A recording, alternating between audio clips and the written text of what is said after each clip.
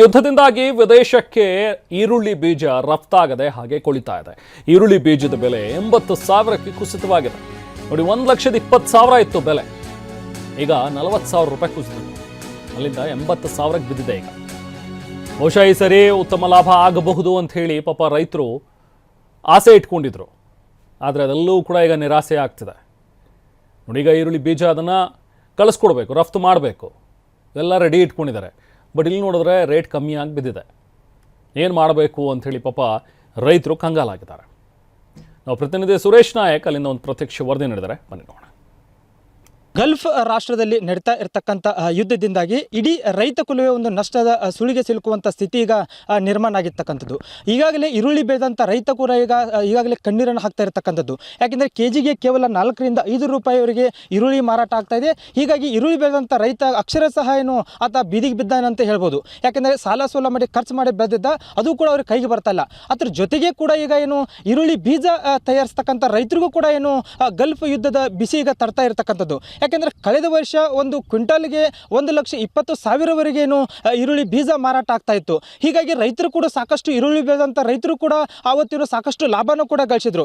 ಆದರೆ ಈ ವರ್ಷ ಏನು ಆ ಥರ ಬೆಲೆಯಲ್ಲಿ ಸುಮಾರು 40,000ರಿಂದ 50,000 ರೂಪಾಯಿ ಕುಸಿರ್ತಕ್ಕಂಥದ್ದು. ಈಗ ರೈತರು ಇದ್ದಾರೆ, ಅವ್ರನ್ನೇ ಮಾತಾಡ್ಸೋಣ. ಸರ್ ಹೇಳಿ, ಈಗ ಸದ್ಯ ದರ ಯಾವ್ಯಾವ ರೀತಿ ಇದೆ ಅಂತ, ಹೋದ ವರ್ಷ ಎಷ್ಟಿತ್ತಂತ? ಈಗ ಈರುಳ್ಳಿ ಬೀಜ ಹೋದ ವರ್ಷ ನಮ್ಮ ಮನೆಗೆ ಬಂದು 1 ಕೆಜಿಗೆ ಸುಮಾರು 1,500 ರೂಪಾಯಿ ಕೆಜಿ ಒಯ್ತಾಯಿದ್ರು. ಆದರೆ ಈ ವರ್ಷ ಗಲ್ಫ್ ದೇಶಗಳಲ್ಲಿ ನಡೆಯುವಂಥ ಯುದ್ಧದ ಪರಿಣಾಮವಾಗಿ ನಮ್ಮಲ್ಲಿ 700ರಿಂದ 800 ರೂಪಾಯಿ ಕೇಳ್ತಾ ಇದ್ದಾರೆ. ಈರುಳ್ಳಿ ಬೀಜದಲ್ಲಿ ಕೂಡ ದರ ಕುಸಿತ ಆಗಿದೆ. ಈರುಳ್ಳಿ ಬೀಜ ಈ ದರ ಕುಸಿತ, ನಾವು ಈರುಳ್ಳಿ ಬೀಜ ಉತ್ಪಾದನೆ ಮಾಡಬೇಕಾದ್ರೆ ಸುಮಾರು 5 ತಿಂಗಳು ನಮಗೆ ಬೇಕಾಗುತ್ತದೆ. ನಾವು ಈರುಳ್ಳಿ ಗಡ್ಡೆ ನಾಟಿ ಮಾಡಿ ಇದರಿಂದ ನಾವು ಲೇಬರ್ಗಳಿಂದ ಕೆಲಸ ಮಾಡಿಸ್ಬೇಕಾಗುತ್ತೆ. ಇದಕ್ಕೆ ಸುಮಾರು 1 ಎಕರೆಗೆ ಸುಮಾರು 1 ಲಕ್ಷದವರೆಗೆ ನಮಗೆ ಖರ್ಚಾಗುತ್ತದೆ.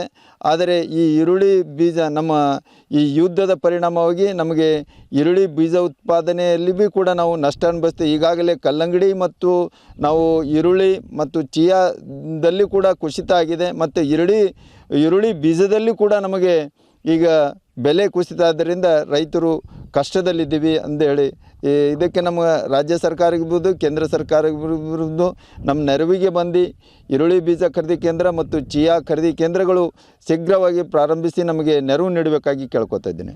ಈಗಾಗಲೇ ನಾವು ಈರುಳ್ಳಿನ ಬೆಳೆದಿದ್ರು, ಈರುಳ್ಳಿ ಬೆಲೆಯಲ್ಲೂ ಕೂಡ ಸಾಕಷ್ಟು ಕುಸಿತ ಆಗಿದೆ. ಈಗ ಈರುಳ್ಳಿ ಬೀಜದ ದರದಲ್ಲೂ ಕೂಡ ಕುಸಿತ ಆಗಿರ್ತಕ್ಕಂಥದ್ದು ನಮಗೆ ದಿಕ್ಕೆ ತೋಚಿದಂತಾಗಿದೆ ಅಂತೇಳಿ ಇಲ್ಲಿ ರೈತರು ಹೇಳ್ತಿರ್ತಕ್ಕಂಥದ್ದು.